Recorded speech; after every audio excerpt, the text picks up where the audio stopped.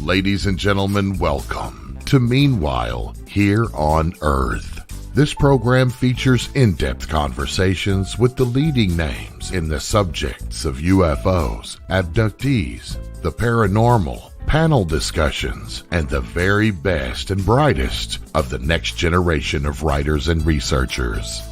Meanwhile Here on Earth, the show breaking new ground in alternative talk with your intrepid host, veteran investigative writer and researcher, Peter Robbins.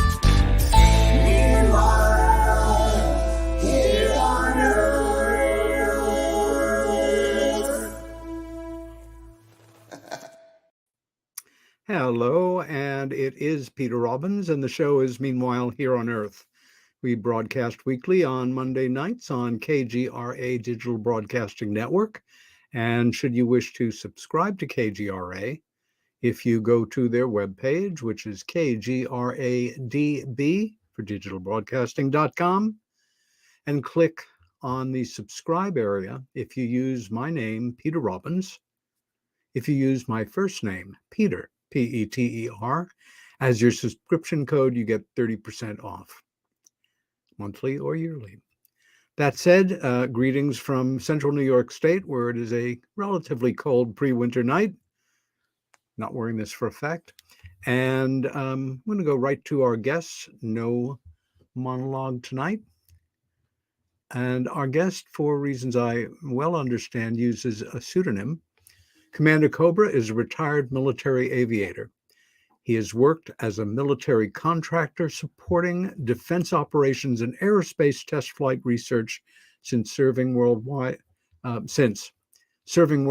He has been to both polar regions and operated on every continent along the way. For a number of years, he supported deployed forces in Operation Iraqi Freedom and Operation New Dawn. He is the former host of Task Force Gryphon on KGRA, and is still dedicated to us, the greatest audience in the world, on the planet. He lives with his best friend and wife in New England on a small farm with many animals and looks to the sky often. Commander Cobra, welcome back to Meanwhile Here on Earth. Well, Peter, thank you very much. It's always a privilege to be on your show, and I thoroughly enjoy our friendship that we really were able to create this summer at the Exeter UFO Festival. Yeah, very much so. I want to ask you right off the bat, because you have one of the most interesting careers of anybody that I know, and we are doing live radio.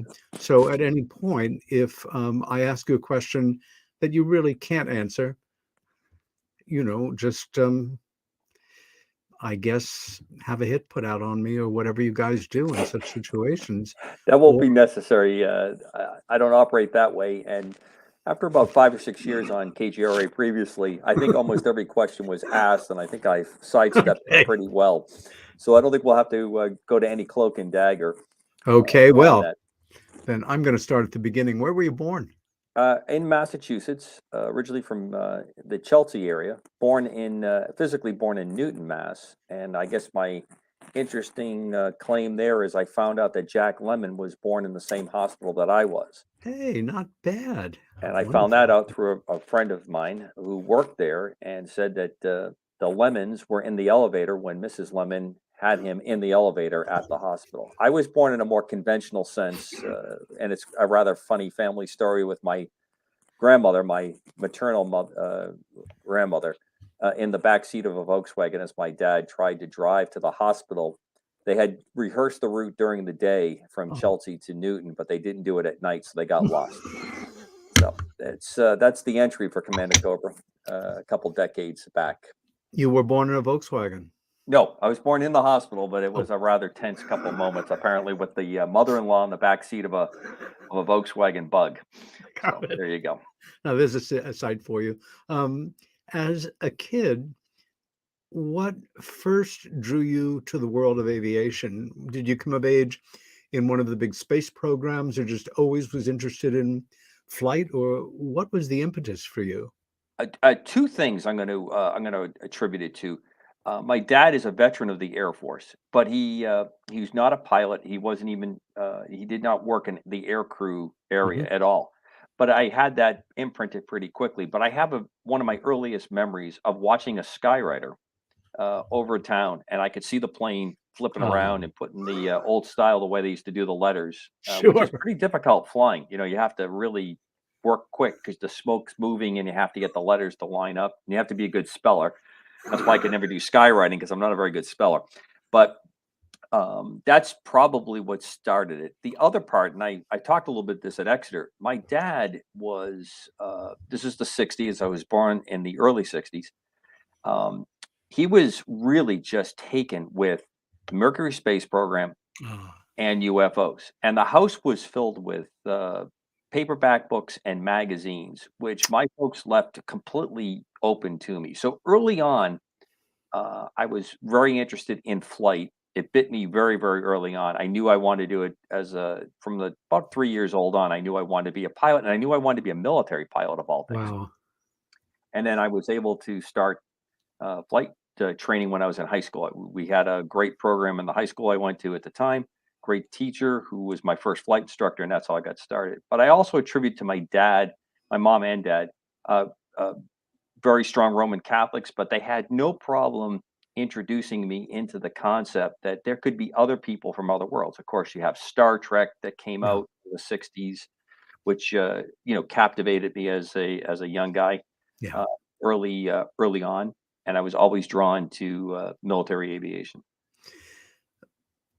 As the son of an Army Air Corps veteran who served basically in a teaching position, teaching pilots to use what was then considered top secret radar equipment, I also grew up with a strong feeling for guys who fly in the military. And as kids, it's particularly romantic. You're Sure. seeing it in a fairly simplistic way.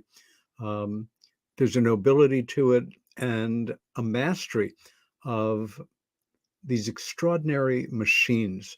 I'm expecting, was the first plane that you flew in the one that you trained in, or had you flown in another plane before that? Well, my dad worked for an airline for a number of years, and I always introduced my dad as he used to work for Howard Hughes. Howard Hughes eventually Oh, owned the airline that he was part of. yeah, But Pan Am. so I had a couple flights. The back in the days when you actually dressed up, and it was fun Oh, to get on an airplane, and you know uh, it was a real experience, yeah, to be on an airliner. So I had that happen early on in my life, and then had a couple family members who had their own airplanes or had done some civilian flight training, so I was able to go with them a couple times. And then, as I said, in high school, started flying in those Cessnas, the famous trainer, yeah. and Is that a that's where 151? 152 and 172 were the two most popular ones that I flew, and a little bit in the Piper series as well. It's one thing to have an interest in flight, and again, bless your parents for not even consciously making a decision that this material should be open and available to you regarding these possibilities of life beyond Earth. Do you remember the first time that that subject, completely separate from aviation, really galvanized you? Was it with something that you read, saw, heard? Was it Well, something? I know that the Exeter incident was talked about, and I think I made a little joke about it that someplace in the archives of multiple thousands of Kodachrome slides that my dad has in a slide projector set, and I mean, he's got thousands of them, is a picture of young me, 3 or 4 years old, walking around Exeter because we had gone up there. And we had gone to a couple places along the way. And then Barney and Betty Hill was a very well known uh, occurrence. I don't like to say Sure. incidents, but occurrence. Yeah. And actually, some of my family members worked with Mr. Hill that were postal workers. So I Oh, had for heard God's his sakes. name, and people talk about him with a certain level of due regard, respect, which for that time impressed me a lot. So that kind of fed into it. But when I Uh, asked questions, my parents were not. It's funny because they're not Well, they're pretty strict with me growing up. I'm sure they wonder what's gone wrong because they're still both with us now. But I think that it's amazing to me when I think back when I would ask questions about things like aliens. They didn't know the answer, but they didn't give kind of like a dissuaded, well, that's not true and nonsense. Yeah. They illuminate the possibility that because obviously I believe in God, not probably really good on any of the forms of religions that we've come up with, but I'm a pretty strong spiritualist when it comes to that. Hmm. So it makes perfect sense to me that in this creation of this universe, there would be others in there. So that doesn't seem to be any kind of surprise to me. So it was a very supportive kind of environment. And of course, my dad and I used to crack up quite a bit during the X Files because I absolutely think the X Files and Chris Carter were so spot on so many things. You go back and watch those old episodes, and I think it Yeah. really tells you a lot of stuff that's happening around us today. It's I just agree. amazingly fun to go back to my dad because now he's probably pulled back a little bit on some of it, what he believed maybe when he was a little bit younger. But we still have a strong. I think we more than anything, he would love to have some kind of validation now to see it, like most of us. And I think he's a little frustrated with me because I don't really need validation. I know what I believe, and I'm just happy to go along and see what we find and explore along the way. His attitude reminds me a bit of my dad, who developed an interest after my sister and I discussed our childhood event with our folks for the first Right. time. And for the rest of his life, he wanted to see some kind of UFO related phenomena. And the longer he lived, the more pissed off he got Yep. that he didn't. And his gripes kind of at a certain point and ended up being calling me into his bedroom while I was working in my office and watching some major UFO documentary and saying, Nick Pope and Richard Dolan, both of whom he know, and Richard was a good friend of his, are on this documentary. How come you're not? Right. But completely separate. I also thought the X Files was an outstanding program. I think, the last 2 or 3 seasons, interest was being lost, too much money was Sure, it being came off made, the rails a little bit, as almost any show will. but their worst show was still very watchable as Absolutely, it far was as I very was watchable. concerned. You made some pretty funny with my kids. I raised them the same way, and my son, I'll never forget telling me when we lived in Florida. I found him asleep outside the door of our bedroom, and I was talking to him, and I said, "What are you doing there?" He said, "Well, there's an alien in my room," and I said, "Okay, I'll let you know." So, but I couldn't just dismiss it. I wasn't that kind of a parent. So we go back in his room. There was no alien there, and I explained to him, "Well, the next time you see him, please let me know." Because I'd like to meet him, and he agreed that he would do that. And we were talking a little bit longer, and I said, "Well, how do?" Because he wouldn't go to sleep, so now I How have to old do was your that. son at this time? Oh, he's probably about 3 going on 4. So we're having the discussion, and I'm not dismissing anything, but I gotta be honest, it's 3 o'clock in the morning. I know I have to get up in a couple hours to go brief and fly for that day. So I may be trying to move him back into sleep land quickly, and so I started asking him those questions, and of course, he's snapping up these answers at a very young age. So, how did you talk to the alien? Did he speak English? Because I'm trying to not that I'm trying to trip him up, but I'm trying to get something to maybe dislodge this just a tiny bit and get us to sleep. And he goes, "Oh no, he used mental telepathy and he used these words." And of course, my eyes look like yours did in the dark of his room. So I'll tell you what, buddy, why don't you push over and I'll sleep next to you here in the room today, just in case he comes back and we can both Wow. meet him. So he didn't come back, unfortunately. But I crack up when I think back to that. But I never would dissuade um, that kind of. I could not judge, and that's how I look when I meet people. There are some people that I find their stories lack credibility, but I have to be respectful because everyone has a different experience of this. Yeah, that's a wise view. Um, you, again, you were already training to be a flyer when you were in high school. Did you go right from high school into the military? No, went off to college, ROTC, entered the Air Force. Not the most brilliant of students. I thank the Air Force for letting me continue on to greatness there. Um, and my dad used to ask me quite a bit over the years. He would always ask in a kind of like a sideways kind of way, "Hey, have you seen anything? You don't have to tell me, but have you seen anything?" Because he wasn't asking like if I had seen anything secret technology or black program technology, which I did bump against many times. Yeah. But he did want to know if I had seen something that couldn't be explained because there's always that allure that the military would be the first to see it or hear something about it. And all those years, I always had a report in the negative. You served in active service as a pilot from when to when?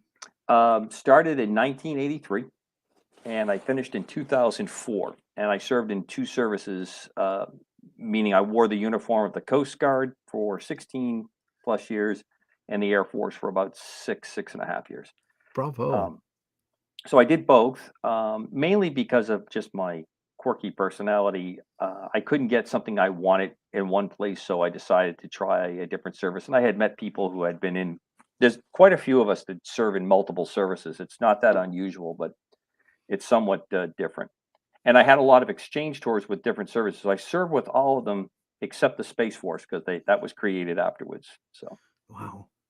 Um, at a certain point in the service, did you request to focus in on more stuff that really constituted what interested you most, or were you asked or ordered to study or become a specialist in a certain area of aviation? not really. I was very fortunate that I was blessed generally with very, very good assignments. But I also kind of went to places that people didn't want to go. When I heard that there was an assignment or a particular type of aircraft or mission that was not highly desirable, I immediately was attracted to it. And I think it's because I have a fairly unconventional approach to how I viewed it. I was very interested to be in anything that would get me close to combat or operational kind of work, but I was also and remain extremely interested in anything that does test and research. So, towards the end of my career, I did a couple things on active duty that it carried over into my civilian life, where I spent more time. In the civilian world, it's capitalizing on experiences that I had done in the military to try to bring that into new aircraft or maybe new test systems that are coming out And can for you that. give us an example of one or two of those Yep, things? I sent you a picture of the X-49. That is what we call a compound helicopter, and that was designed off a Navy Seahawk, which is extremely similar to the Army Blackhawk. Phew. And what you see in the back there is it doesn't have the conventional tail rotor back there. What it Yeah. has is a pusher propeller, Huh. and it has a rudder and an elevator inside that duct Hmm. and wings added to it so that it could go about 2, 3 times as fast as a conventional configured helicopter, Hmm. and it maneuvered very much like an airplane. So it was very fast. It had very long range, which are great limits on the helicopter. Mm. That's built and tested by the Piasecki Aircraft Corporation, who I occasionally still do test work for. In fact, I fly one of the tiniest helicopters I've ever flown for them right now Hmm. from time to time. And that aircraft and that project was because when I started to work on my master's when I was stationed in Germany, didn't have any internet in those days, so I'm obviously dating myself. But I feel comfortable with you, Peter. That I think we're fellow travelers, and the age before the computer was the way in. The things behind you, you kids look it up in your iPhones called books, is how you got a lot of stuff done. And I had found a address and a contact for Piasecki Aircraft. I wrote a letter saying I'm working on my master's. I'm really interested in compound helicopters.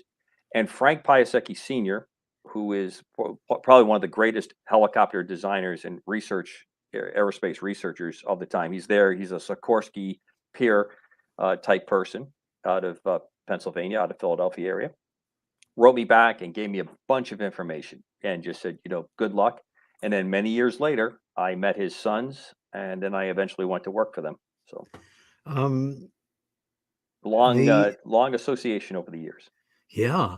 Um, you train obviously separately for helicopter. Was it kind of your intention to master as many kinds of aircraft as you could?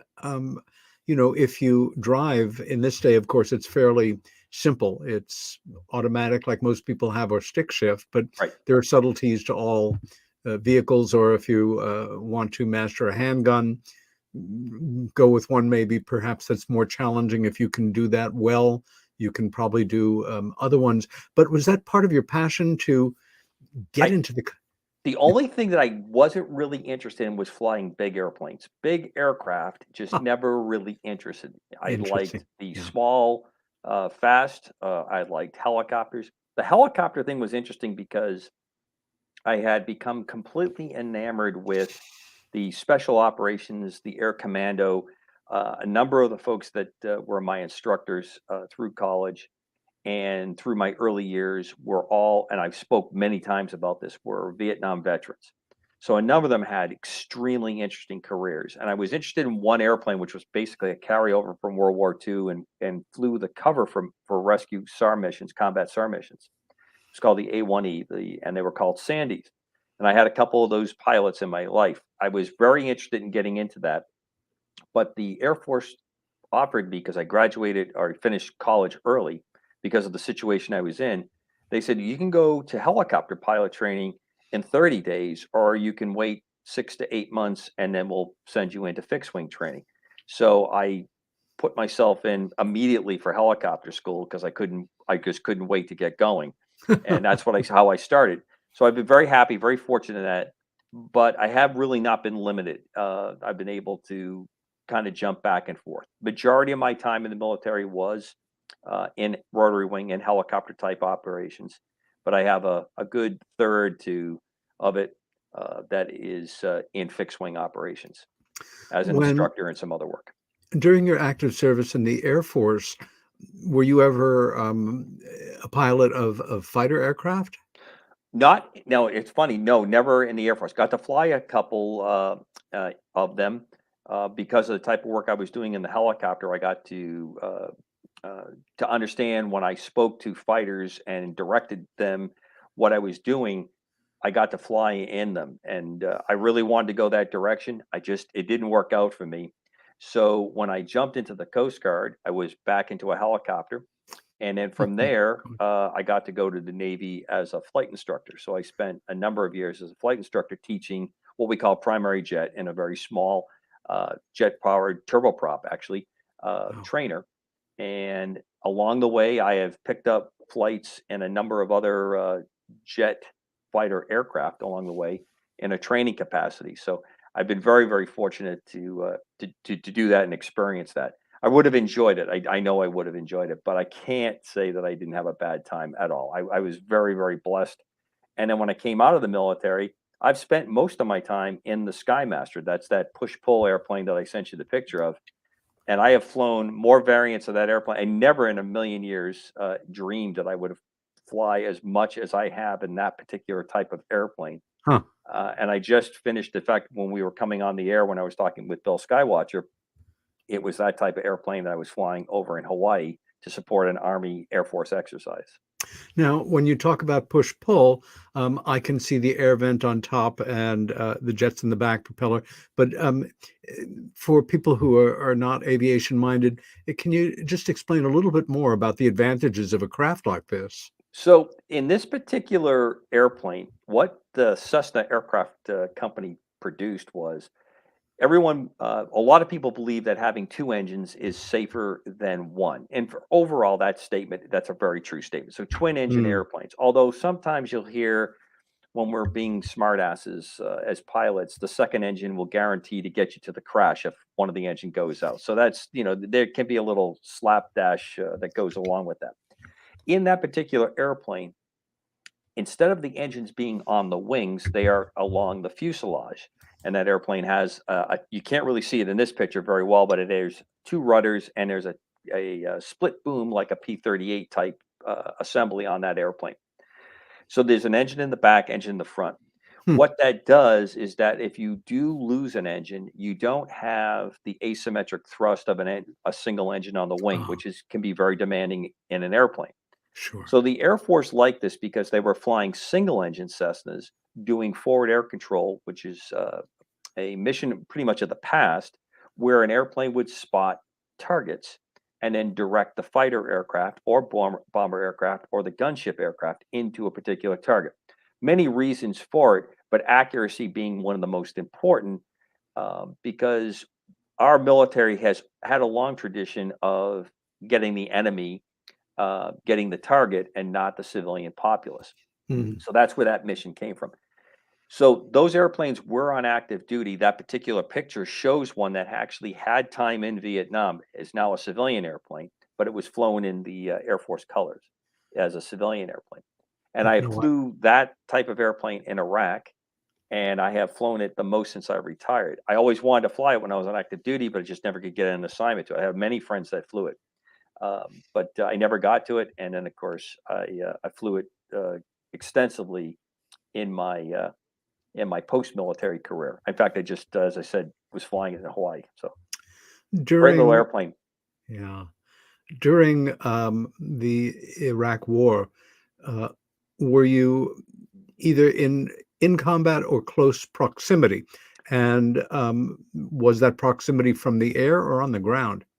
Well, we pretty much owned the air. There was very little Right, that happened quick. air Yeah. threat for us at all when I was in Iraq. I did get a lot of folks on the ground who were very unhappy with me because I would find them pretty quickly. We had our job there was to provide what they called initially full motion video. We had a sensor that we carried on the wing, which was the same position that armament would have been in if the airplane was carrying armament. So that sensor provided a live picture back, and that live picture allowed the command centers, attack or scout helicopters, even in some instances, fighter aircraft to see what we were looking at. But most times in the fighter, they could not, we didn't have the ability to uplink very quickly to them. So they could get it by verbal description or what we were seeing, or we would match what they could see in their aircraft to what I was seeing in my aircraft. And what we Of course, did is yeah. we were out looking for insurgents or the various terrorist elements that we Yeah. were up against. And occasionally we'd stick up. I'd kick over a hornet's nest. They didn't like the airplane very much. We obviously flew high enough to stay out of small arms fire because that was our primary issue. The plane was very good for not putting out a heat signature that made it very probable for a man launched as as a straight jet engine would. So we were pretty good in that. And I spent most of my time flying at night. In fact, guys and gals that I work with, they used to they used to stick the picture of Stephen King's Night Flyer, the vampire, because he flies that airplane in the book and in the movie. He flies a Skymaster. And I spent most of my time flying at night, and that was a great way to prevent us from getting caught easily Yeah. because you could hear us, but you couldn't see us very well. But we could see very well in the dark. I would have NVGs, and my backseater who operated the sensor would move it around, and two of us could usually line up areas of interest pretty quickly. And then we either would direct aircraft or ground troops into that.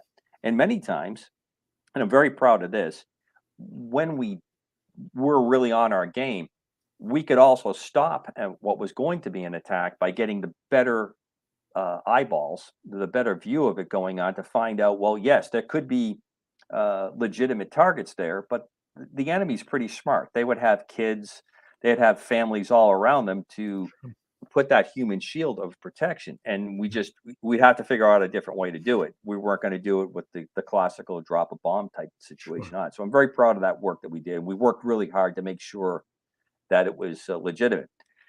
Being in Iraq was extremely interesting. My previous assignment in that same type of work was in the Balkans.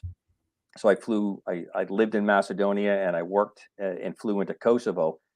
And it's amazing that, especially for the Middle East and in the Balkans, the numbers of I've been everywhere, and I've been very fortunate. Most of the people I've met, I've really liked, which is funny because I tend to be a person who says I really don't like people that much as a group. Okay. Individual persons, when you get one on one with people, you really do find out we're more alike than we're not alike. You bet. And I was very fortunate. I've been to places in Iraq that were literally out of the Old Testament. I was able to go to spots in Jordan, Israel, and see things there as you know, as part of my work, that was just unbelievably lucky, and really a blessing, is how I look at it. I think all of us, any decent person, wants to live a life with some value, where they are contributing to the culture or to what is important to them or what they believe in, and live an interesting life, whatever the uh, Hitchcock referred to it as the MacGuffin, the Yes. thing that powers the plot. Um, the the MacGuffin of being in the military and getting to visit places that all of a sudden, I don't know it from a military perspective, but just from independent traveling primarily, you encounter the equivalent of a vortex in time. Everything has stood still for hundreds and hundreds of years. And with, the rare exception of something, if you're taking in a village at a distance and you see an aircraft, that would kind of break the fourth wall. But otherwise, you could have been standing there 800 years ago and seeing essentially the same thing.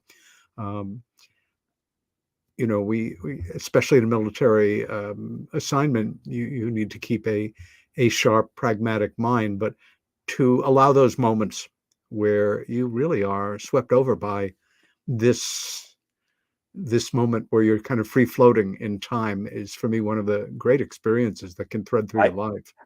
I agree, and I think you really phrased that beautifully. I do need to throw a plug in there. Where I learned Mr. Hitchcock's term is obviously from Mac, because Mac is he has an advanced degree in filmmaking and the production of films. So of course we don't agree on almost any movie. Anything I like, he doesn't Or like. other subjects. But Mac, he's how I got into this into the radio stuff as a guest Yeah. on his early shows, and then it blossomed into other things. And I still get to sit with him every now and then with his gang on Mac Molly's X Files. Yeah. So he brought that to us pretty early on, as he's was explained to us. As I a think the other part that you talked about, Peter, is one other part that I think is amazing. In Europe, especially, you can be in a place where you have absolutely the most current technology or presentation of what civilization is, and you can be standing next to a castle structure that goes back 1,000 years. And then in a very short distance, you could be at a mound, a burial mound that has connections back to 2,000, 3,000 years as an early settlement. So and very 15 miles interesting. away from that can be an NSA listening post. Correct. The Well, as juxtapositioning. I've told people on KGRA many times in the past, my early years in the military was very much spy versus spy out of Mad Magazine. I'm pretty sure that was the playbook for most of it. With they're doing stuff on their side of the border, we're doing stuff on our side of the border, and we're running back and forth, constantly just trying to hoodwink each other. It was all great fun until it occasionally got a little tense, but it really was a kind of a cool period to grow up in as an adult. As somebody who loves the world of film as much as I love the world of books and reading, um, most films about combat, about war, about men proving themselves in, heroic actions don't come close to the truth. And the ones that do, often we're not aware of it Right. because the great majority of us have not served in a situation like that. In your film going life, are there any films that you've seen that stick with you that really resonate? Whether it's your period of time in the military or your knowledge of it, that um, you Well, I'm you going to know work backwards, Peter. I'm going to start with the hat. This particular hat is named the Thomas Hudner. It's a destroyer that's in the Navy. Excuse me, guided destroyer in the Navy, and it's named after a Medal of Honor winner, Captain Tom Hudner. And I'm going to start with his role in the movie Devotion, which just came out. Good. It is a phenomenal movie. I urge everyone, even if you don't like military movies and you don't like military aviation, this is one you need to see. And if you don't see it in the theater, because I just, again, my antisocial tendency, I just can't stand going to the theater unless I'm the only person in there. That's rather self-centered. I just can't stand the noise and the talk. I get absorbed into the movie, so I tend to prefer to watch it. But Devotion, it's a fantastic book. I urge everyone to take a moment to look into it, because it talks about the first black naval aviator during the Korean War, and Jesse Brown. And Jesse Brown was his flight lead during the Korean War. Although Tom was senior to him, he was new to the aircraft. They're flying the Corsair. They go for on a mission to support the Marines in the Chosun Reservoir. Oh boy. The terrible cold that they were dealing with, and the unbelievable onslaught of the attacks that they were dealing with the communist Chinese. Amazing. And Jesse is shot down. Tom sees that he's struggling in the cockpit where he's crash landed, and decides he's going to crash land his airplane alongside him, which he Oh my does. God. He tries to get him out of the airplane. Sadly, he could not. The plane was on fire. He was pushing snow on it to dry the fire, but he could not free him from the airplane. And Jesse ended up dying in the plane. Then Tom had to, basically in very light clothing, because he was inside the airplane with a leather jacket, had to start physically walking away from this site towards the Marines. And he spent a couple of days with the Marines trying to get back to his ship. And he was convinced he was going to be court-martialed for what he had done, because it was a little bit off. And of course, it wasn't. The Navy looked at this, and that's not how it went. The book, Adam Marcos wrote the book. It's well worth your time to read it. He's also written a couple other books that talk about these very interesting intersections that happen in combat. And I always think about things like Starman and some of the others, when he's asked, well, what about humans do you like? When things are at their worst, you're at your best. And that's the truth. We do that. We definitely do that. When it really goes all sideways, we tend to be our very best. And then when we're not, it's because we're happy and we're self-absorbed in whatever it is that's got our attention. So that movie exceptionally is a good one.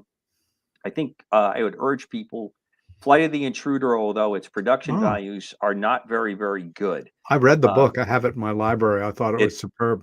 If you've done it, you definitely want to read Intruders, which is the sequel to that particular series of books.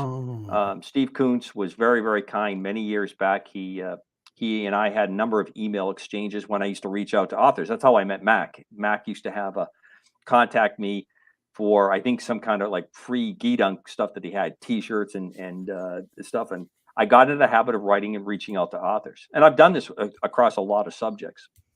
But I knew some of the other pilots that flew the aerial scenes in that movie that I had met later on in my life. And I really loved the book, because although the flying and the descriptions of the flying are done extremely well, what he's showing, that connection that people have in a cockpit, in a unit, in a ship, in there, are excellent. All Quiet on the Western Front, there's a couple of different versions out there that I love. And I think probably one of the best, and Mac and I have spoke about this one a lot, is Path to Glory, Stanley Kubrick's movie. That's one of my Kirk favorite. Douglas. One of my favorite all-time films. It is so well done. It is so descriptive of the greatness, if you can use that term, of what combat brings out, plus the pettiness, the actual futility of it as well. Just the absolute futility. I couldn't agree with you more. I think it's one of my all-time favorite films, and one of the greatest anti-war films ever made. I agree.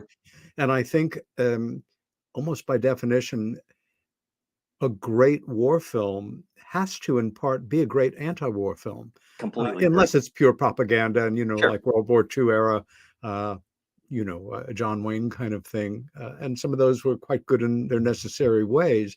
But the performances are all absolutely superb. This was the film that brought attention enough to the legendary director, who went on to basically re-pioneer film, to get him the opportunity to shoot 2001 and on from there.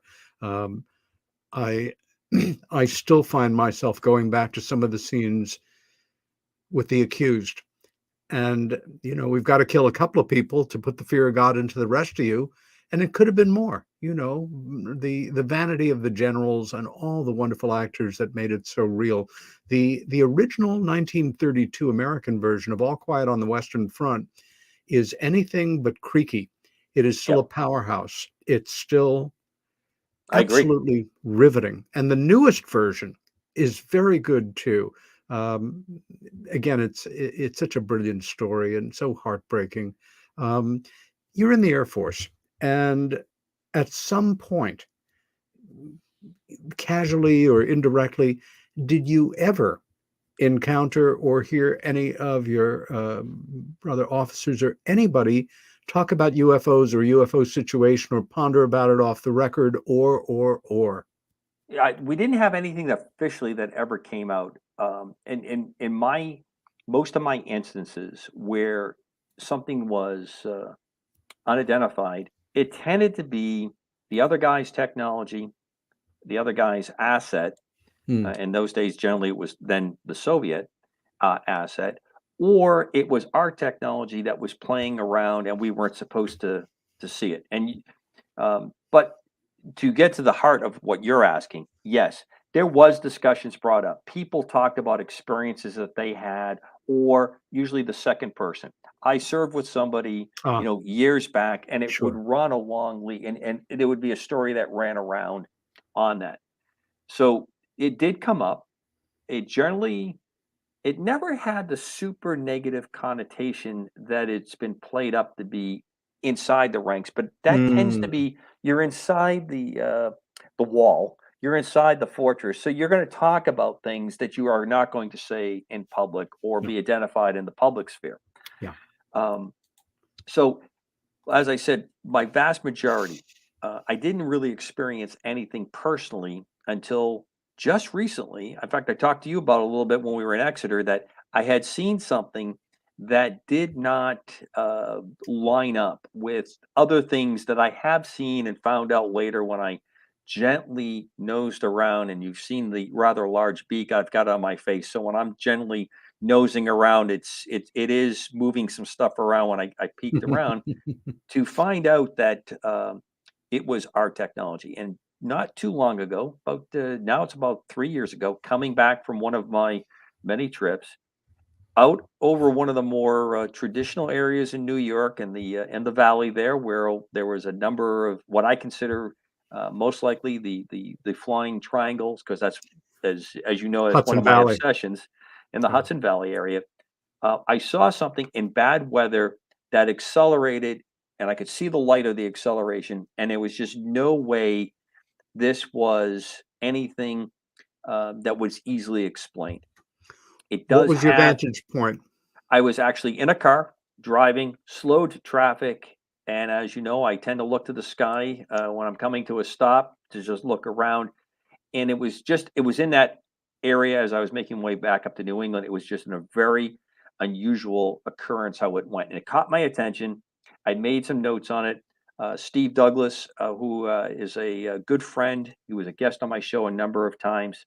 Steve has chased these aircraft down.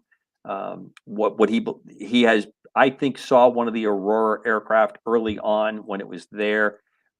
He uses open sources to track this stuff down, and he's taken a number of pictures. And he's one of those uh, amateurs that works in the realm of radio. So he has open net frequencies that he tracks all the time with a group of people. Fantastic work. And when I compared notes with him, we were convinced this is something maybe in the realm of the tic tac, those kinds of things going on. I've had a number of people when I did the show, especially in New England, approach me saying and drawing pictures, showing it to me, what they saw, what they saw coming out of it for light that leads me to believe that we probably have a very limited um, use of a power source that allows us to move away from the way aircraft operate the way I'm used to them operating with a jet engine or a propeller for thrust.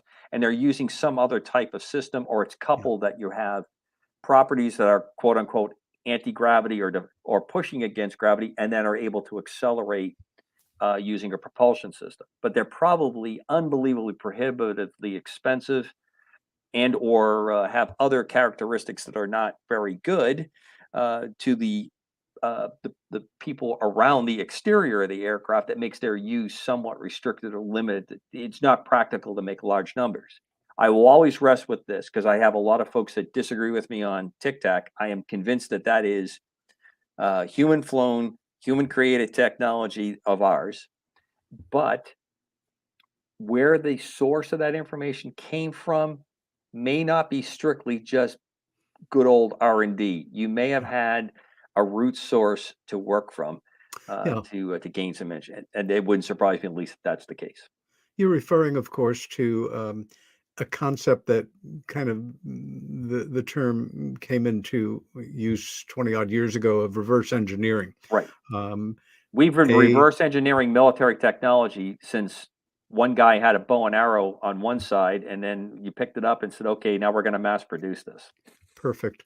Um, for me, I go back to conversations I used to have over the years with Bud Hopkins, especially during the time that I worked for him. And, we would just chat about this, that, and the other thing. And um, Bud had a very Western philosophy. He was not interested in any mystical approach to the subject. And I'm very much a pragmatist. And part of his attitude was, we human beings at our best, working together, are capable of literally anything we set our minds to, which I subscribe to. Unfortunately, we live in a world where that is often not the case. But at the same time, I remember the very first time I heard the term back engineering, I was like, oh God, another extreme romanticizing. And the more I thought about it, well, of course, it was logical. If craft of advanced configuration and technology crashed, parts recovered, of course, it's our nature. And here I have to flash back to an all-time favorite Star Trek episode, The Planet of the Chicago Gangsters, Right. where everything works out at the end except that McCoy leaves his transponder, his Yeah, I think it's the whatever tricorder on that particular one. tricorder, of course. He Yes, leaves it or on the the planet. phaser or something. He let Phaser or tricorder, or it was exactly. Well, they could communicate. They could talk to them up on the ship. yes, exactly. And And the Spock, whole thing about getting in with the Federation and getting a piece of the action and the whole there nine you yards, it go. was beautiful. In 100 years, they'll be demanding a piece of the action because they're Correct. going to take it apart. Our entire technology is transistorized in terms of it's all based in there. If they can crack it, they got it. So I'm fine either way. If we were able to definitively learn that some of this advanced technology had been based, independent laboratories and military industrial complex working together, um, that it was partly the result of exotic technology, I wouldn't lose any sleep about it. And if we learned definitively that we had cracked this code ourselves, I also would accept I'd that be as, satisfied with that as well. The yeah. problem is, and we always bump against this, so this is where the tinfoil usually starts to show underneath my hat. I and it seems rather two-faced for me to say this. So hopefully, I think you understand me very quickly. And if you get a lot of email and mail on it, I'll be happy to try to answer it. But government tends to be corrupt. More government tends to be more corrupt in my view. And I don't mean that in such a negative sense, but I think that we have to understand that when we get a large group of competing interests of human beings, Hmm. you're going to have a part of that group is going to want to have control or be on top of the rest of the herd to try to get their way. And this is what happens. So, the age old thing that's pointed to is the RAND study where we talked about um, if we ever to admit that we have aliens or there's been extraterrestrial contact, we're going to lose our ability to have a civilization. Government will be looked upon in a different way. Religion's going to collapse. The world economy, on and on and on. Well, look around, folks. It doesn't seem like we're too far from it now. I don't think we're hurting anything if we own up. But now we have had, if this has gone the way I think it has, lied for so long and have enjoyed the power of the few having it over the rest, we put ourselves into a really bad spot, because once you start fibbing, then you have to fib more to try to straighten it out, and it's hard to have a reckoning. And we don't live in a world anymore where we really reckon well Yeah. for anything. I've got to jump to another subject because it just absolutely fascinates me. The Arctic regions. Sure. And we have here a wonderful shot. That is the USS Coast Guard cutter Polar Star. One of it's now the only heavy icebreaker we have left. Its Oh, sister ship is in a kind of like a permanent dock position, and that's one of the helicopters I flew. If you look real close, you can see the little snowshoe skis that are on it oh, for landing on the ice and on the snow, and that is Antarctica, the continent in the background. I I guess like a lot of people, I've been fascinated by the levels of survival or testing oneself that crazy, amazing, inspired, totally obsessed group of people called explorers Sure. are involved in. I think even as a kid growing up in a part of the country where, like you, there's winter and it's cold, and it's nice to play in the snow, but it's nice to go inside. The idea of subjecting yourself. Now, again, in the modern world, you or other military personnel could fly in and out, but not trekking across the ice. But did you have any experiences in the Arctic or Antarctic where you really felt you or your aircraft were being pushed to the edge, and that you really it would be so easy to extinguish in this ice desolation? You are absolutely correct about the level of caution that you have to use in that part of the world. I was able to go to both polar regions. When we were in the northern region, which Arctica, it traces back to a Greek term, which is realm of the bear. Kind of an interesting irony to that.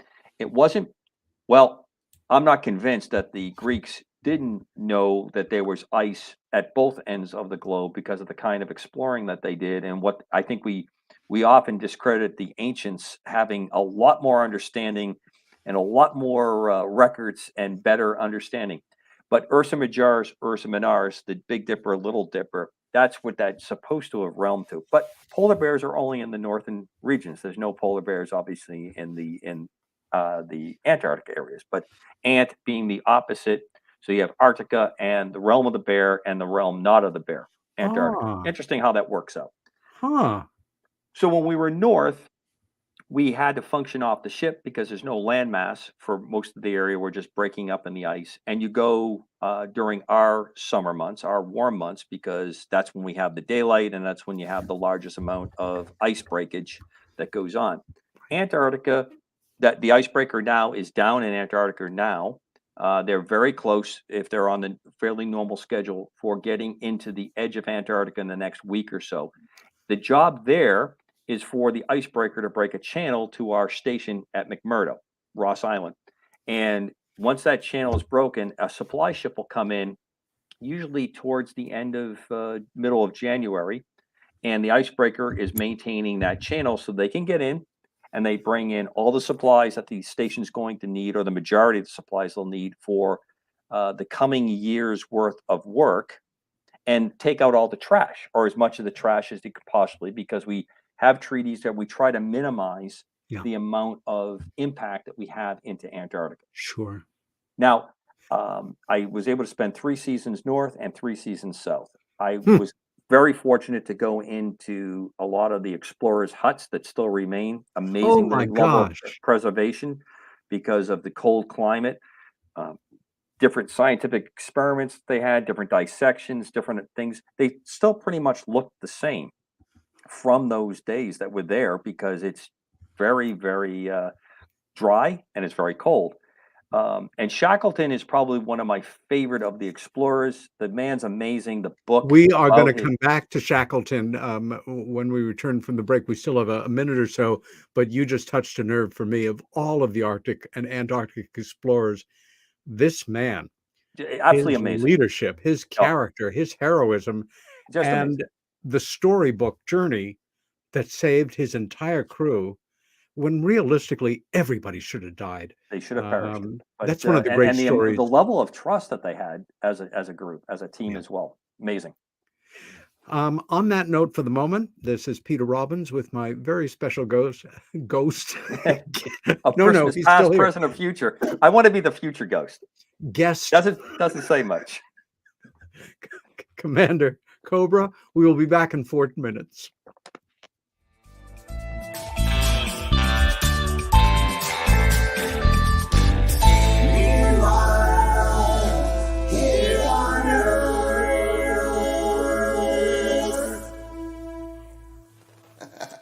Hey members, the new KGRA DB app is now available on iOS and Android devices. Gain on-demand access to any KGRA DB programming. Download any show directly to your mobile device to listen or watch on the go. Go to the App Store and search KGRA DB.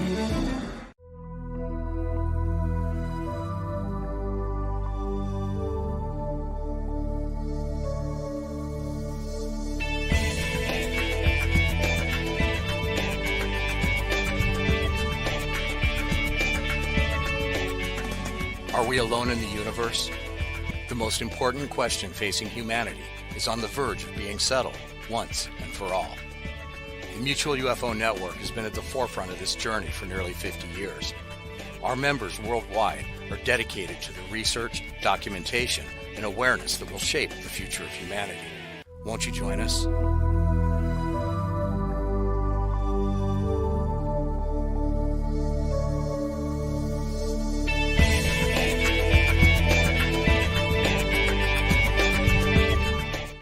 It's not just a donation. It's a warm blanket.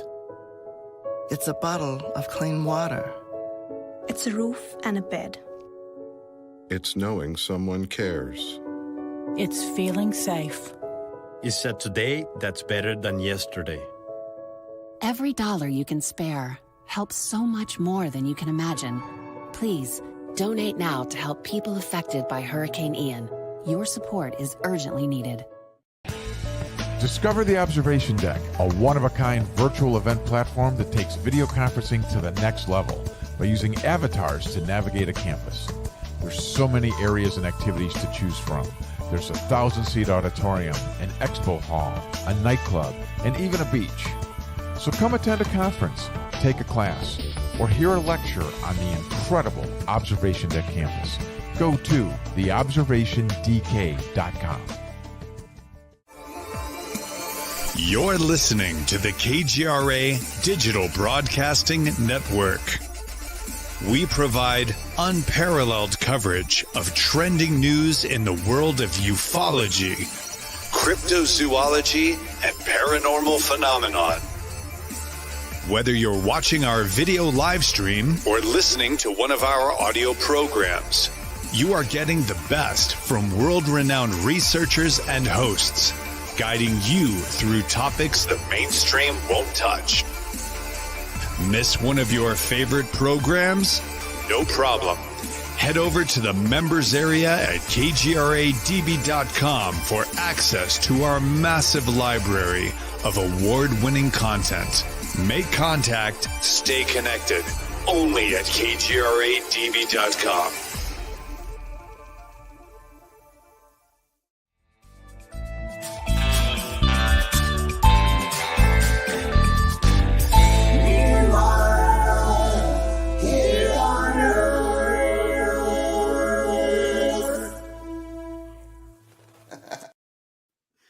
And Peter Robbins back here with Meanwhile Here on Earth and my guest, Commander Cobra. We left off in a very cold place, talking about a man who we both admire and respect, Ernest Shackleton. As a fairly avid reader who is always reading, often a book relative to my area of study, but often any area of fiction or nonfiction that has nothing to do with this. The first book I read this year which I recommend to anybody, even remotely interested in what we're talking about, is a brilliant book by author and researcher Caroline Alexander called The Endurance. And for me, it's about as definitive an account of Ernest Shackleton's doomed voyage as we'll ever see. Plus, they had an expedition photographer along, and the photos are, the resolution is brilliant, even in a mass-produced book like this. You are there with these men as their ship is slowly crushed in the ice, hundreds of miles from any place where they have a chance of surviving. And it's just, I can't say enough about it positively. It's such an amazing account. But at the center of the story, you meet this remarkably cool-headed, intelligent, compassionate man. He's the ultimate Captain Kirk type person. The ultimate captain. And the man who continued to put the lives of everybody under him priority. And although the way that these men kind of came undone from each other and had, still worked together, and I just can't say enough about it. And you visited one of Shackleton's actual shacks there. Right. The huts is how they refer to it. Just amazing to step into those kinds of areas. And there's a number of the explorers' huts that are around that obviously being a helicopter pilot, you're able to get to them, and often the National Science Foundation or other folks associated will be working to bring those people in. Hold this 1 second. This is live radio, ladies and gentlemen. You don't get this in podcast. Hello. Hi, pal. I am actually in the middle of doing a live broadcast as we speak. So you're momentarily famous, even though people don't know it's you. And I'll leave it at that. I love you, and I'll speak to you like tomorrow. Okay. Bye for now. That's right, folks. Again, you don't get that stuff with podcasts. They edit that stuff out. Oh, they edit that out, and that's the gold there, baby, right there. That's the gold. You don't have to take my word for it, but that was the founding drummer of the Blue Oyster Cult, and I believe brother of mine, Albert Bouchard, a guest coming up next month. You heard it here first. Look forward to hearing it. Great group too. Again, I don't want to get off the Arctic too quickly. How long were you up there for stretch, in any of these six So assignments? when you do the Arctic trips, they tend to be about 90 days, 90 to 100 days. There was some really interesting work in the Arctic. The Canadians volunteered one of their icebreakers for a 1-year study. It was called Sheba. And what it was designed to do was to keep the ship on an ice floe, and they were studying how heat left the ice, the polar packs, and left the ice and went into the atmosphere. So to do this, they had to really minimize how much heat was coming from the ship. It was very, very interesting project. They actually strung cables to keep pieces of ice around them as it, so they would, and they moved. And I forgot how many track miles, but this icebreaker, we put them in the beginning of one season, and then we went back to get them at the end of the season. So they spent one whole year just moving around. It's an amazing amount of work. You had to have the icebreaker because there's no station to do this with. And as they moved around, one of the most interesting projects. There was other work that was done that was just phenomenal. They study a lot of the biology. I learned a lot about polar bears and their habitats and how they do it. I've actually had some follow-up work in that as well. Years later, not on the icebreaker. And One can, I'm sorry, icebreakers as very unique seagoing craft are expensive, and one could hugely argue expensive. that they're not the future because whoopee, everything's getting warmer. At the same time, You're always going to need icebreakers. That will always occur, even when you have the cycles that we're going through for the changes that you're seeing in the ice. You'll still need them to get the spots that you want to go to. What I don't understand, of course, there are all kinds of priorities in military budgeting, is in all of the United States military, including the Coast Guard, we have one single icebreaker. The Russians have something. Two. We have two. We have a medium, it's called the Healy. That's a medium capability icebreaker. It's actually the largest ship on the Coast Guard. And it doesn't break ice quite as thick and quite as effectively as this 1970s Polar Star does. Polar Star is a heavy icebreaker. And the way they work is they're very much shaped like a bathtub. They come up on the top of the ice, and then the weight breaks through.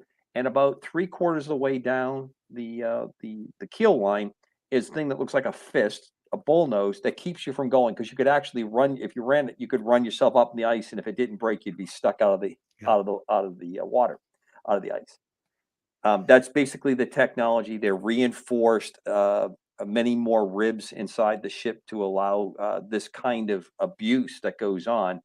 And then I cannot express to you the level of work that's required by the crew, because as an aviator, in general, I am there to look good and fly around the boat. I'm not much use for anything else. I'm a great movie officer. I used to do great movie nights because I had lots of free time.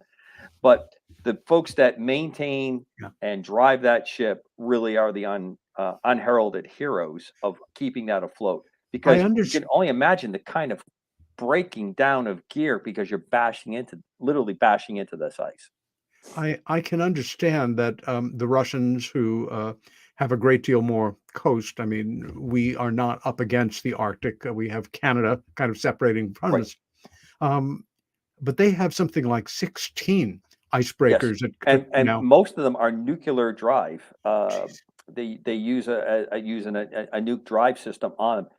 They tend to be a little more crude in how they approach it. Their engineering, there's nothing wrong with their engineering, but the niceties that we kind of want, the kind of finishing work that we want to have on a ship, they just don't seem to worry about those kinds of things. And I've flown a number of Russian aircraft over the course of my career, and there's nothing wrong with the engineering. It's just that it tends to be a little bit more crude in comparison to how we define things, and they're more pragmatic.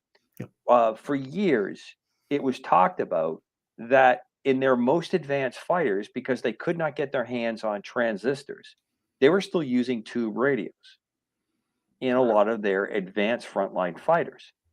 Now, you look at that and you go, well, that's just incredibly, well, it's very easy to repair them. They could make these tubes. They had basically kind of lifted that technology during World War II, and they just kept going with what they had because they wanted to produce large numbers. So they were happy to produce a large quantity, where we tended to be more in the most cutting edge to provide that. And there's a happy place between those two. They're one to the other. Interesting though, those tube radios will actually work quite well in a atomic environment, because they don't burn out like our integrated circuit board technology does. Now, obviously, no one's flying with tubes anymore. That's just not technology that's being used anymore. It's not practical for size and weight, but it's interesting how they did that. Study their system. They're pretty interesting. Again, Scandinavians have a good number, I believe. Peru. Don't you feel we should have more than 2 in the world? Some say at the North Pole, some at the South Pole. One of the saddest parts of this is we have a terrible repeating scenario that we have in the military. We tend to go to what's shiny and bright, and we forget to maintain. We're always looking for like that critical edge. This is not a sexy mission. Icebreaking is not a sexy mission. Many, and I'm going to make some folks that I know on the Coast Guard unhappy, but most people want it nothing to do with icebreaking, because you went away for a long time. You're gone for 6 months to 9 months when you do a trip down to the south. You're gone for 3 months to 4 months when you do a trip up to the north. So that's a long time. In comparison to Navy deployments, that's kind of, average what the Navy does. for deployments. But for the Coast Guard, which tends to be one of those services that generally seems to be more oriented to the coastal parts of the United States and has a mission that the public sees in the search and Sure. rescue world, this is a very different aspect to it. Yeah. So this is not an area where the Coast Guard didn't do a really good job, in my opinion, no one else's, of clamoring for budget and to get those kinds of things in there. It's very similar to the clip where we armed helicopters to go after the unflagged drug boats, and then what we believe was a very good terrorist transmission line using these go fast boats. Those two missions just were never mainstream enough in the Coast Guard that they were left out, and the U.S. Navy didn't really care about it. Now, as you said, climate change issues, the very provocative actions of the Russians in the Arctic, the inevitable pressure that's going to come to Antarctica to explore that and then to go off the treaty. There's going to be a desire, if we continue down the road that we are about electric cars and solar, we're going to look for more minerals. And if we can't get to the minerals on the areas that Antarctica is obviously going to be one of those areas where pressure is going to mount to try to do that exploration. Regardless of how you want to call it, you need the ships to either police it to keep people from getting in there and doing what the world doesn't want to do. Yeah. You're totally correct, Peter. One heavy icebreaker and one medium icebreaker is grossly insufficient. We're really scrambling now, but we're also scrambling with bomber airplanes, with transport airplanes, fighter aircraft, helicopters, and we're 31 trillion in debt, and I don't have a lot to show for it. It's terrible, just terrible. Before we leave the Arctic regions, obviously, men. I don't know of any women in the world of polar explorers. I hope and expect there have been some, but men have been pushing into these regions, sometimes without any sensibility at all, other than early expeditions for the glory of or in the name of. And a great deal has been learned, especially in this past century, about the challenges that will meet one. At this point, I guess it's as good as it gets in a military situation in the Arctic. You are with about how many other men and women for this 3-month period of time? On the ship, we be a complement of around 120 to, I'd say about 120 plus or minus 10 or 15. My aviation detachment tended to be fairly small, usually no more than 15 to 20 people. When we go to the Arctic, the ship would fill up probably with an additional 50 to 100 scientists, because they would actually use the facilities on the ship, because that's the dual track. Icebreaking in the Arctic had a very strong strategic mission, checking the depths of ice so that we knew where we could place our submarines under the polar cap so they could break through and fire missiles if it was required in a end of world nuclear scenario. That mission obviously has changed quite a bit over the years. That's because the technology has changed with the capability of the weapons that are on subs. When you go down south, there's about 2,500 people at peak at McMurdo Station. The vast majority are contract workers, just straight up civilians who do everything from being carpenters, electricians, food preparers, cleaners, all those kinds of things that are going on there. Then you have that scientist entourage that's there that's doing the research, and there's a number of things going on there. They're studying penguins. The study of penguins is interesting because where it occupies, how healthy the penguins are, how well they're eating, tells us a lot about what the health of the ocean, because of the krill that they're taking out.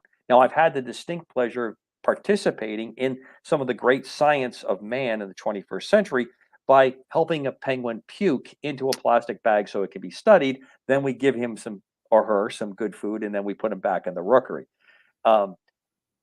Animals that are in the Arctic that survive all have a very oily and smelly condition to survive in those environments. But I was very friendly and a very good name basis with a number of penguins when I was down there traveling. Scientists there are very, very interesting. It was a very special and unique portion of my career because I was with people of. I mean, you think we argue about things? You need to get in a room with really smart people and go with that, and have them, have their different viewpoints. So on board that ship, the things that I got to listen to, and then um, the other missions that we did going down and coming out were sometimes traditional Coast Guard missions where we were doing fisheries patrols Hmm. and trying to use our aircraft on the icebreaker to scare and to what I would call scarecrow fishery people that were illegally fishing and depleting critical fish sources in the Pacific. So they would be very surprised to see a helicopter in the middle of the Pacific that says U.S. Coast Guard flying alongside, taking their numbers and pursuing them, because that's really, really quite far away. So then once the word got out that the icebreaker was in that part of the world, they would move out of those waters. We did a lot of scientific work where we dropped sensors, seismic sensors from the ship and the helicopter in the area of Samoa years back, getting ready in the geological scale. It could happen any minute, which means any next 100 or so years, this volcano to erupt. And these sat on the top of this on the seabed, listening to the volcanic activity, and then they would pop up at different intervals and transmit the information out. That was kind of the average trip that we had. It was that kind of full realm of things going on. Amazing.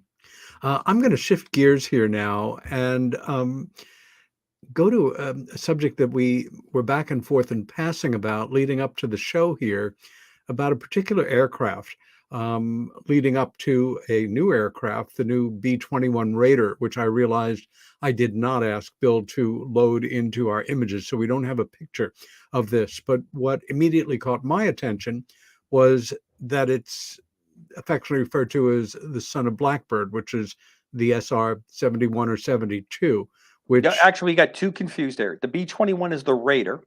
It's the subsequent aircraft that's coming after the B-2 Spirit bomber. And the SR-72, the son of SR-71, is one that I think we're going to actually get a picture of pretty soon. Okay. Two different aircraft that we have in there, because we were talking about both of them leading up.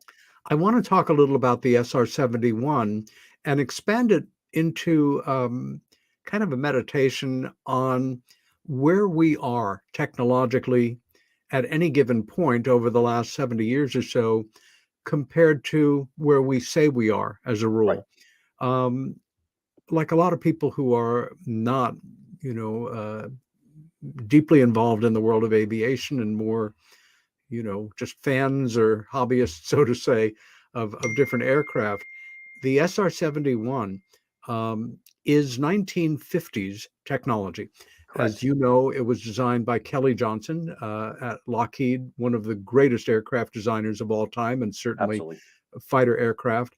It was deployed in the Kennedy administration, but again, this is 50s technology that we were using up until, well, in 10, 15 years ago or so. Right. Correct me if I'm wrong on some of these specs. I became somewhat obsessed with the SR-71 because in February of '88, when I was on my very first research visit to the United Kingdom to look into the Rendlesham Forest, the Bentwaters UFO incident of 1980, the first of what became many trips, by a quirk of fate, like the third day in Suffolk, and beautiful afternoon, not evening.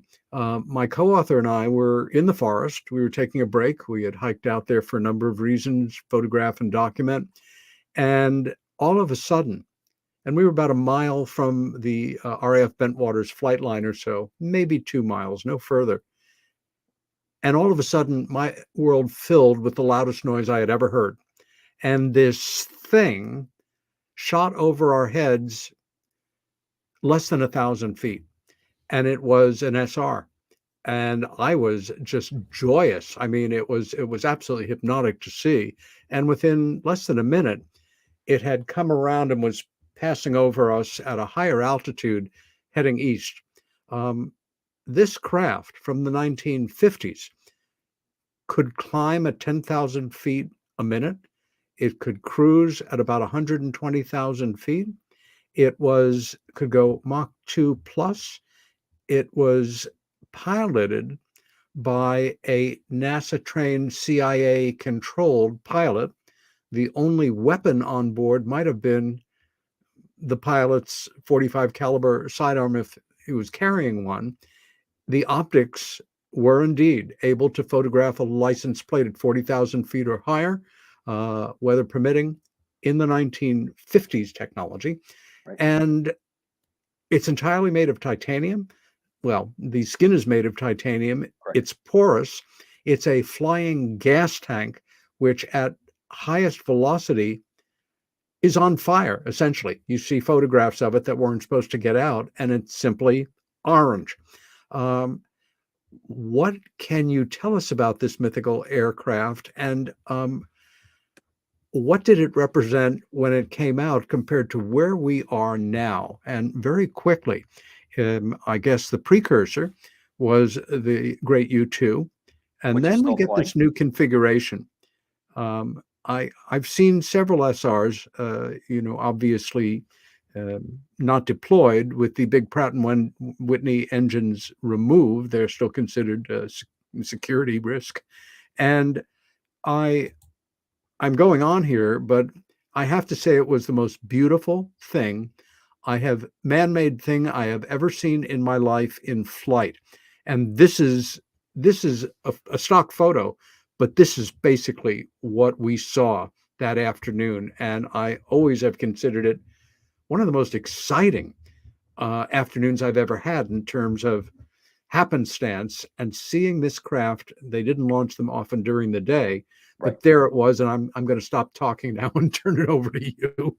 Okay, so there's a bunch of things. First of all, the U-2 or the TR-1 is still flying. It's Amazing. called the Dragon Lady. It was supposed to be replaced by an unmanned drone, and this aircraft, the U-2, another Kelly Johnson design, can actually fly higher, and with the pilot on board, and that's a single pilot aircraft, the U-2. It just gave up its optics, and they've gone into, or I shouldn't say gave up the optics, it still has that capability, but they use now different types of electronic sensors. It's still flying. It's going to be flying for a while longer. It's an incredible airplane. And it actually, its demise was talked about, and it actually has beat out the newer technology. So Amazing. The capability there, and the U-2 was basically kind of a F-104 kind of starfighter body with glider wings. That's what Kelly Johnson jumped onto it. So when he was successful making that aircraft, this is when he started to work on this one because they wanted to go faster. So there's two main things to know about the SR-71. First is there was a A-12 variant of it, which was an attack aircraft, a little bit smaller, and it was designed to be an interceptor to take down Soviet bombers. Oh my gosh. That's where it started. The other part, and they had a lot of difficulties getting that to work, that capability. And as you talked about, the CIA and the Air Force, there was combinations of different parts of the program going. Same thing with the U-2 when it first came out as well. Pilots would leave the Air Force, they would get CIA credentials, they'd come back into the Air Force, their career would resume. That happens a lot in the military, or did. I don't know currently if we have much of that activity going on. Sure. So then the SR-71 comes out. As you said, Kelly Johnson's design work, those engines that you're looking at, one of the most important things that was developed is the cone that you see in that engine moves backwards and forwards in that housing to provide enough air at the extremely low density of air at high altitude so that they're able to burn the fuel effectively. Can see the cones here really well. And they will move back and forth as the air allows it. There is countless great stuff. I would tell you to take a look for a book called Sled Driver. In fact, I will send you a copy and some links for you, Peter, since you're such a crazy nut for this bird, because I am as well. It's just a tremendous. Sled Driver is the name of the book? Yes, Sled Driver. Love it. You'll love it. And he's got a YouTube video. You will be crying when you hear some of the stories that go on with it. It's actually an incredible group of people that flew it. as well as it had a very interesting fleet of tankers that were dedicated to just supporting it. When that aircraft launched, it would burn so much fuel on the initial takeoff that it would have to go to a tanker almost immediately. Oh my God. Once it topped off with its fuel, then it would climb up and then go forward to do its mission. It may hit another tanker before it, and then it would have to hit a tanker on the way coming out because of the amount of fuel. It could completely cover all of the Soviet Union in about 30 to 35 minutes back in its day.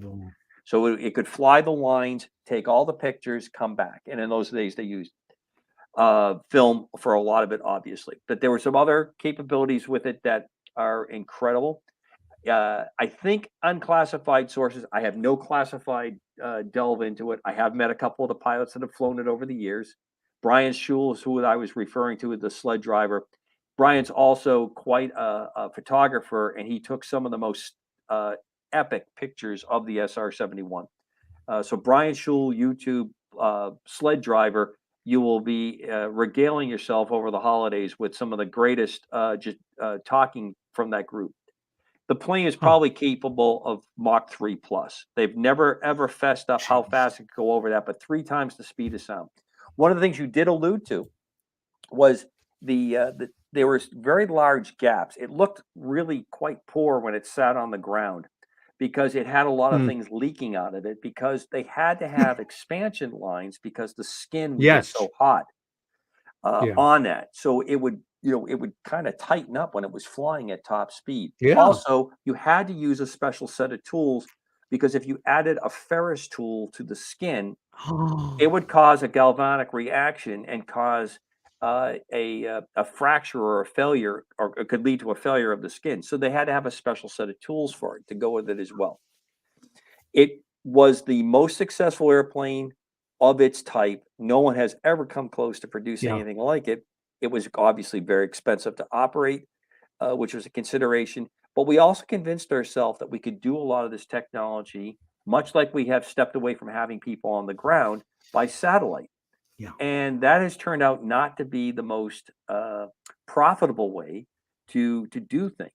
That, not to put myself in the same category, but that's how I found myself as a contractor after my military career in Iraq, because they had gotten rid of airplanes that were like mine, that could go in the air, spend 4 to 8 hours, eyes closed. Obviously, it was a little bit uncomfortable for us in that little airplane, flying those lengthy hours. But with that type of technology, we could stay on station for a long time.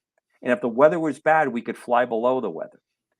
We could do things you couldn't strictly do with an unmanned asset. And that's always my point that I conclude.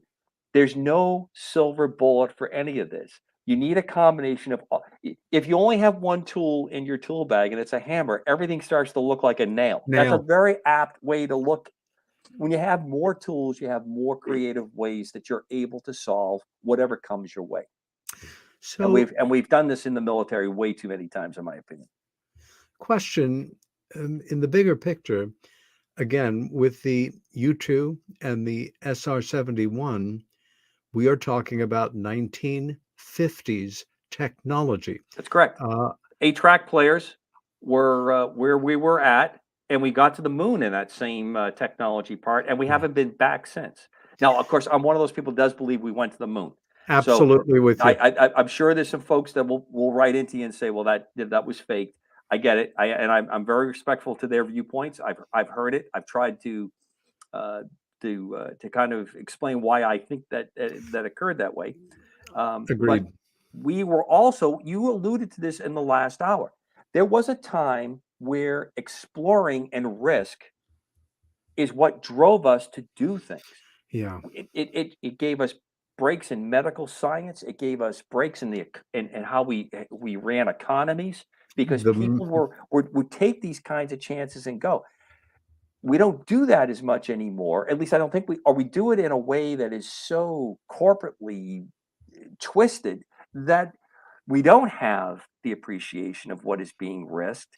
And then when it goes wrong, we act like, oh, well, when these explorers had things go wrong, when we lost astronauts, when we lost anything that was a huge endeavor, people paused and tried to figure out, are we going to continue to do this, or are we going to take a different tact? Or are we just going to walk away from it? Nowadays, you're telling me that AI is going to make that decision for me. It's going to tell me what's the most practical. And that just doesn't work with my carbon imprint. This biological doesn't quite see it that way. But I'm wearing a Santa Claus shirt that I got in Hawaii, see? And I think he's going flying here in a couple of nights. Your current work, I know just recently, besides Hawaii, your work has taken you to Oklahoma, Pennsylvania, Florida, North Carolina, for a variety of projects. Can you give us an idea of what you actually do, who for, and what you're involved in right now? And I understand your answers may have to be limited. Well, I can tell you that I work as a contractor. I have a variety of interests, a rather large menu that I try to support. My primary work is a contractor for the Air Force. I'm assigned to a project where we're trying to upgrade some aircraft, which is critical to maintaining why we have the next technology leap or the next thing that introduced. This is why I'm so crazy about the B-21, because they have broken a lot of the methodology that I think has gotten us into trouble. They had created a digital aircraft that pilots were flying and testing in a digital environment, like the Matrix, and making changes to the physical aircraft that they were building. This is not the B-21 that's going to go flying here in a month or so, a couple months, in 23 when it starts to fly. Is not going to have an X or a Y in front of it. It's actually going to be pretty close to the production airplane because they have done so much testing in the digital world. In the old days, you'd put a prototype out. It could be a couple company prototypes. They'd fly them off. But in that 1950s era, we could turn an airplane around in about 18 months. It takes 18 years now to get airplanes from the designing board to where we are now because of just how we do it. The other thing about the B-21, great aircraft, aside from the incredible technology that it's going to present, it also allows almost nearly instantaneous upgrades when someone comes up with a new computer upgrade. Now, a lot of the airplanes that we built, we can't upgrade them unless we take them off the line and physically break them apart and put gear in. And that's the kind of work I'm doing now, is that legacy kind of airplane, trying to patch it so that it's capable of working in the new threat environment to go forward. I also do a little bit of work with a number of research people who are coming up with new technologies. Hopefully in the not too distant future, I'll send you some pictures of that one when I can release it, that although will not be supersonic or SR-71, could have an incredible impact on folks that are in the audience tonight listening, as well as what we do in the military. And they are intrigued with me because my background kind of allows me to say, well, if I was flying it, this is what I would want. And this is why, because this happened to me. It happened to me in Antarctica. It happened to me when I was flying in South America, those kinds of things. But the one that I take my most pride in is that I still, although I no longer wear the uniform, I do try to support the warfighter. Because when we make those decisions, and I can't say that I agree with most of the decisions that we make as a country to go that has to be left at the ramp. When we send men and women downrange to go do the work, I want them to be the best trained, the most capable, and the best supported. So anything I can do, if I'm testing a piece of gear that's going to allow what are virtually 18, 19, and 20-year-olds working for a 22 to a 30-year-old out in the field to make a decision based on what they're dealing at that point, the end, with the enemy, or in the cases like where they're with civilians, where they have to sort through who the good guys and the bad guys are. I want them to be able to make the best possible decision they can. That's what really motivates me to keep doing this kind of work and do the testing. And I really enjoy that. And that's what I did in this last trip that I had in Hawaii in October and November. We were there supporting an exercise with that little Skymaster airplane, simulating that we were a number of different fighter type airplanes. The real brains of the operation was the the guys that were in the back part of the airplane that were operating some specialized gear and presenting all the kinds of stuff. And we ran through these scenarios for these guys and gals that are on the ground during an exercise where this helicopter's flying and there's real bad weather and the mountains of Oahu are below us. And we're running around doing this stuff a couple times a day in a really compact exercise, because that could be the definitive training that gets them to that position if they have to, God forbid, go down range. And that's really what motivates me to go forward. Based on talking about the SRs and the B-21, how would you link this up with certain UFO UAP sightings? Well, I talked about Steve Douglas a little bit earlier. And the Aurora is an interesting aircraft because that fits in quite a bit what I believe is the son of, or the progeny of, the SR-71, the SR-72. Yep. It is almost certain, but not confirmed. Remember, we flew the SR-71 for almost 15 years before we fessed up to it, that it was there. It had been around for quite a while, and we didn't want to basically say it. And then, interesting story, it actually should have been RS-71, but Lyndon Johnson, the president, when he announced it, reversed the letters and said SR-71. And they immediately said, well, that's how it's going to go forward. So that's the end of that. Good to be the president sometimes. What did those initials stand for? Strategic and reconnaissance. As opposed to reconnaissance strategic. Right, reconnaissance strategic. That's right. And the U2 has its, because they were trying to, U stands for kind of like utility, surprisingly. And the reason they have that is because they were trying to throw off what its real mission was. Obviously, it doesn't look like a transport, but that's another airplane that you didn't see too often either. And those leather designations, like F for fighter, T for trainer, A for attack, where they sit, there's like a modifier, and then there's like a root letter. So the one that's usually closest to the number is the root.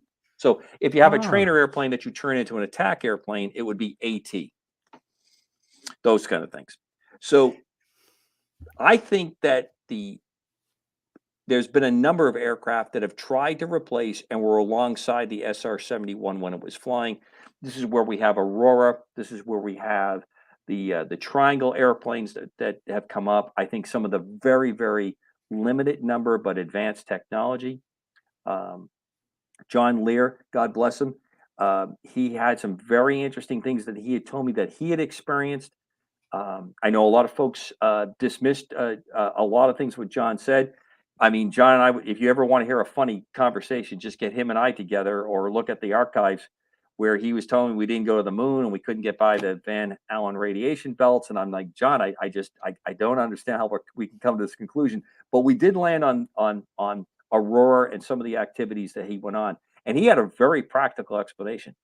We were able to produce limited numbers. They were prohibitively expensive and they were extremely dangerous. And I think that is a tie into Rendlesham and some other incidents where you have people talking about experiences being outside these types of aircraft, and they manifested physical ailments, physical signs very, very quickly because of what they were exposed to. And if you think about advanced propulsion and technology, not well shielding, not really well flying it, you think about some of the things that are happening around the world with these kind of quote unquote death rays that they're using against embassies and things like that.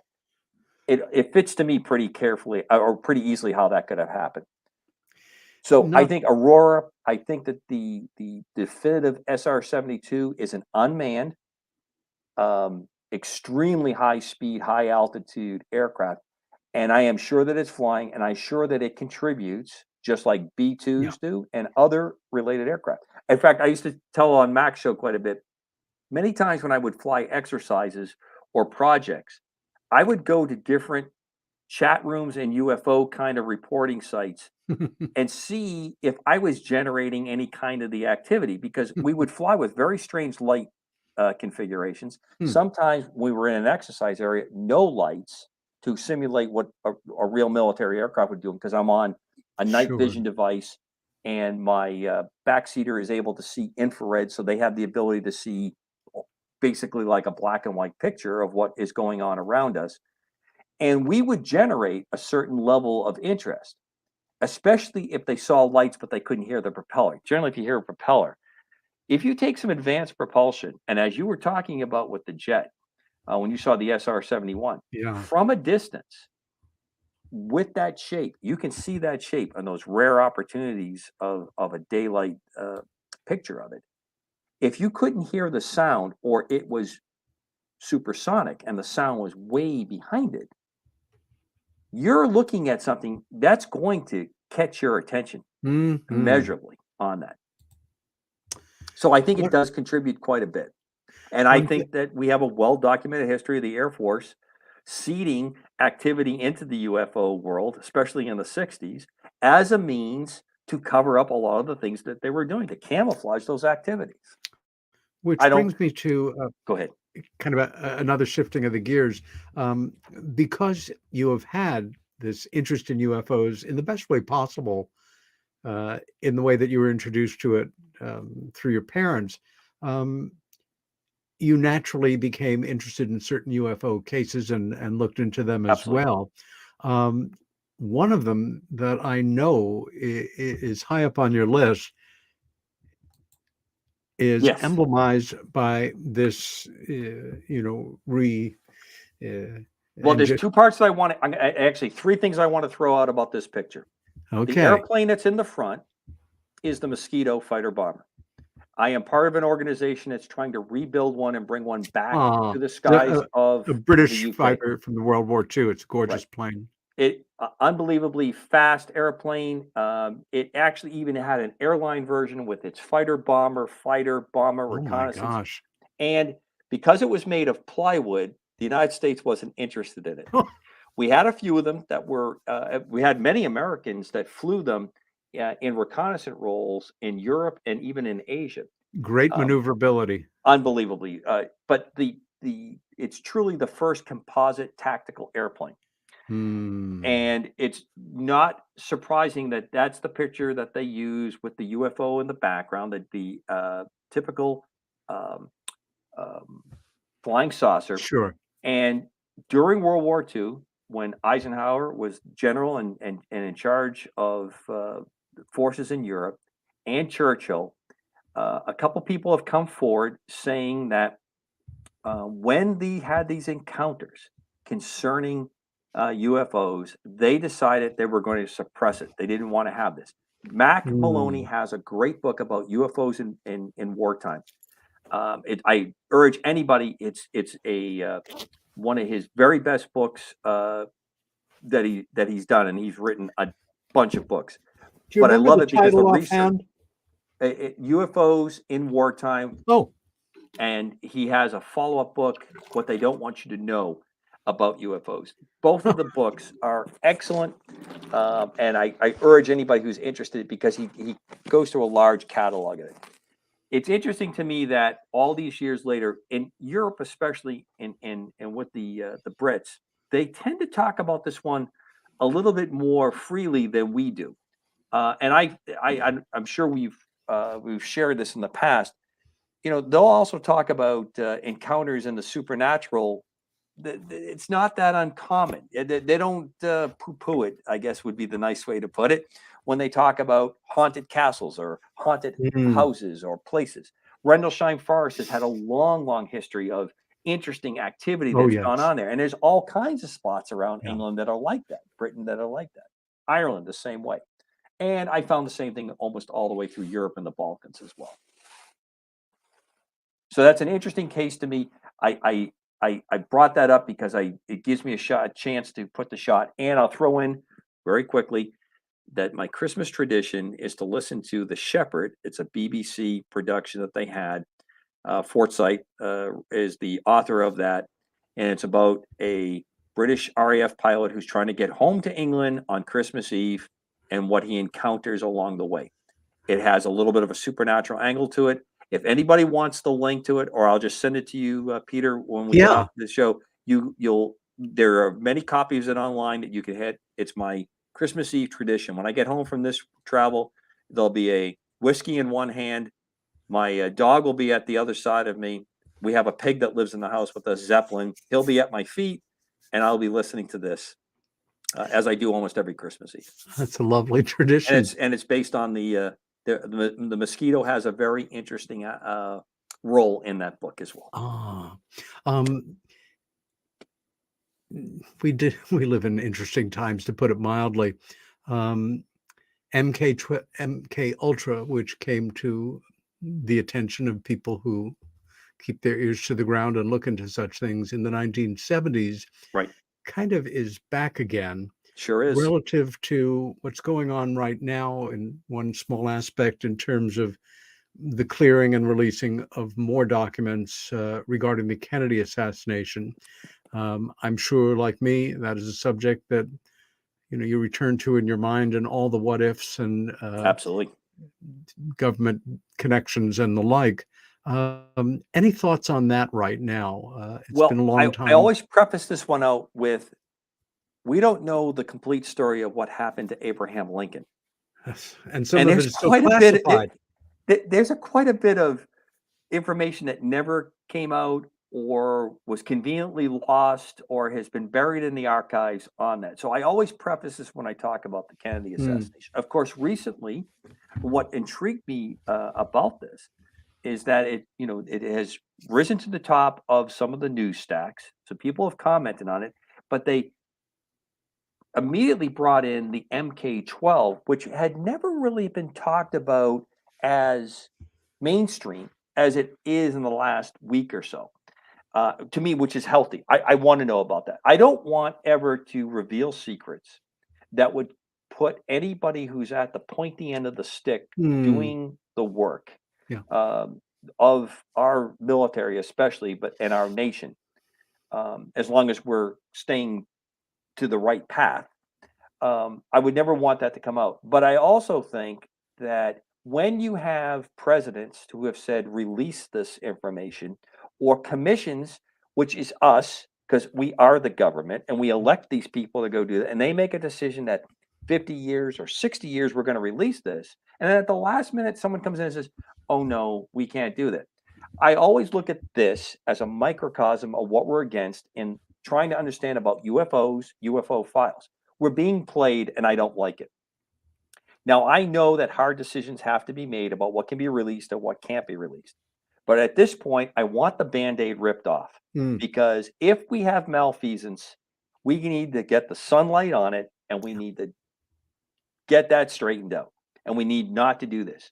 Frank Church really went after the CIA. And I can tell you, I have worked with people from the agency over the course of my career, my full career, and they're good people, and they were doing good work. And I'm just as convinced that if not kept in check, we may have gone off the rails in some areas. We know we have, and some that have come out, and we need to own up to it, atone for it, and go forward what we're going to do next. Thank you. I couldn't agree more. Again, to look at another facet of the diamond that is your life of experiences, at a certain point, and it must have been a very definite change of pace, you became involved as an advisor and participant in the world of movie making. Wow. What movies in particular, and how did that happen? So there's really no easy way to throw out this without talking about Top Gun Maverick. When you have to go back to the first Top Gun, when that movie came out, it was such a boon for the military recruiting, because it was just such a dramatic film. And the way it described it, everybody wanted to be in the Navy. Everybody wanted to be a pilot. I was already on active duty and flying. It had a huge effect. In accuracy that's missing and things like that. I'll set that aside for the second. I don't think it was quite as bad as many people pin it, but it did present in a very stylized way. Yeah. So there is an agency within the Department of Defense that's out at Hollywood, that when Hollywood wants to do a movie, they approach these different services who have people that sit there. And it's very funny because a lot of them seem to take on almost like a Hollywood writer or director kind of persona. I've met them over the years. And what happens is they basically they're looking for a free ride, and you can't get the aircraft unless you go to the military. So the military likes to look at the script, and if it's going to be something that's not going to be accurate, or if it's going to really paint the military in a negative way, the military tends to back away. I have seen some movies where they supported it even when it wasn't probably the most flattering, but they did support it nonetheless. So that's how that starts. What happened in my particular case, the Coast Guard, Michael Bay, great director, a Yeah. lot of fun, does a lot of fun movies.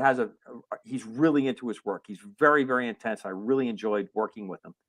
But Michael Bay was going to do the second installment of the Bad Boys movies, and he wanted to have the Coast Guard featured in it. So he brought in our boats and our helicopters and our airplanes. And in the middle of the movie is the new unit that I was part of, that I had the great privilege of help setting up, to fly the scenes where we chased this Go Fast boat, which is a high speed boat, and we did a very stylized interception and shoot the boat and disable it. And the Martin Lawrence and Will Smith are able to apprehend the criminals at that point in the movie. It was about a week's worth of work. It was a lot of busy scenes that went on in that work, and some of it was used in another Michael Bay movie, where later on he used a couple of the scenes in there.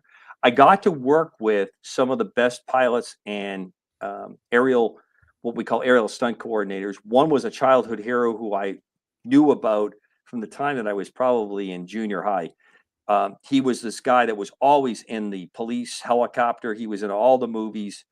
So I got to actually fly with him, which was an incredible honor to work with him.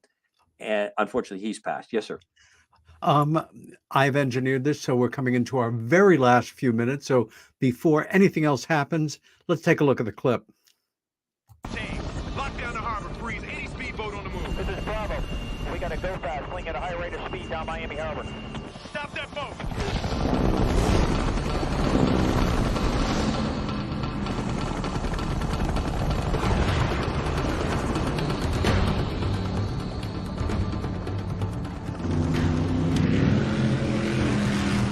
Guys, moving it. I think we're going for the bridge.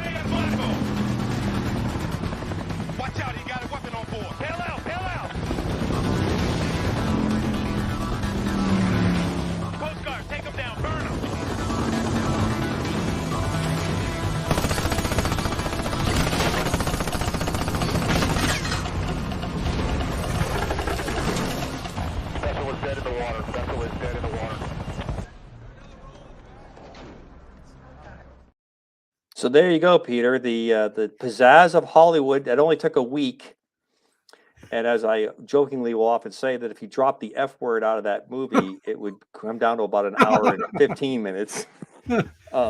My dad was mortified when he went to the movie because of the use of that word.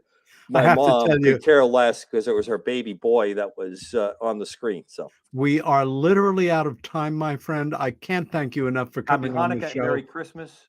Thank you. Hopefully we can do another a run in the new year. Oh, we will. We will. Count on it. This is Peter Robbins with my special guest, Commander Cobra. We wish you a Merry Christmas, and stand up for what you believe in, stay well, and be kind to each other. See you next week.